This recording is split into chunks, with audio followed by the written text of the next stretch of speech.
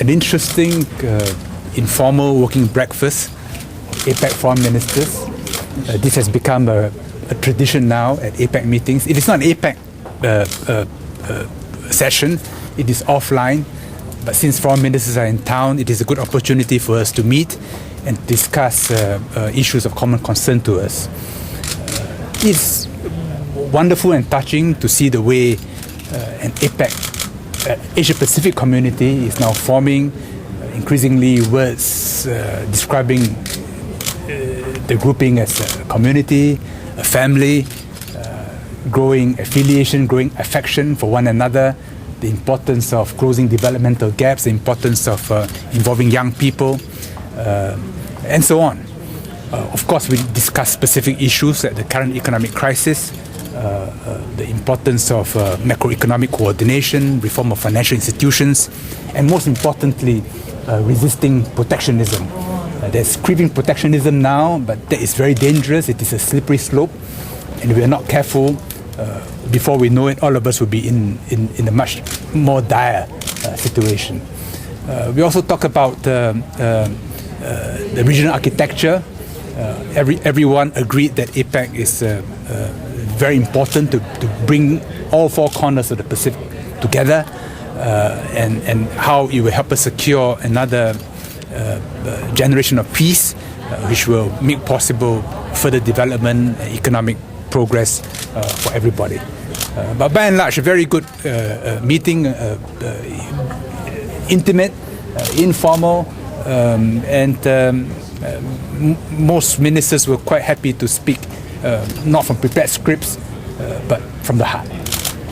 So what did the ministers discuss about the economic crisis? Do they think it's over, or what? Oh no. The consensus is that it is by no means over.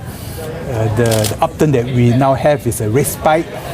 The situation is still fragile, and we should still address the root causes of the problem.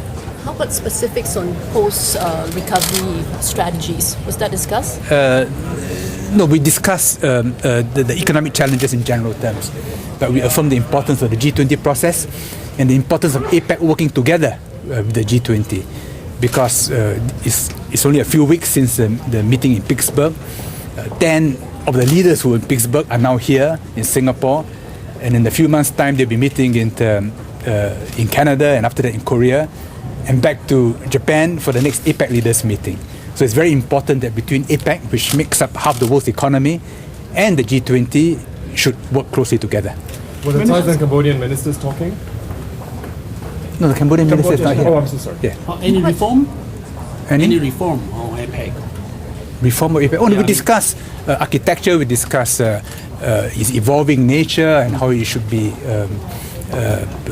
relate to various other regional organizations, but only in general terms. Climate change, sir? I'm sorry? On climate change, anything on that? Yes, climate change was raised by many ministers, the importance of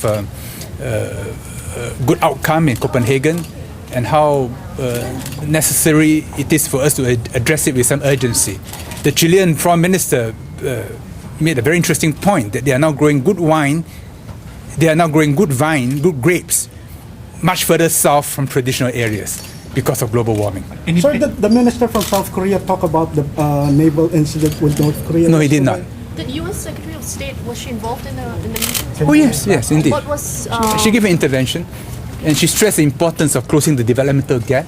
She raised in particular the importance of keeping an eye on food security, because that is so fundamental.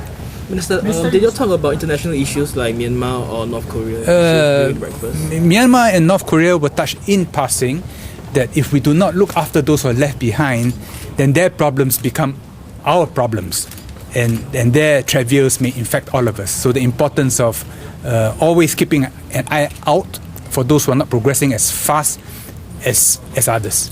Yes? You spoke strongly about protectionism, but what measures were proposed to prevent it from becoming a major problem? We talk about Doha, we talk about regional free trade initiatives, we talk about the free trade area of the Asia Pacific, we talk about the Trans-Pacific Partnership, and various other initiatives to keep pushing forward the trade liberalization agenda. This is one area where if you don't move forward, you are likely to lose balance and either fall sideways or go backwards. Well, thank you very much. Thank you.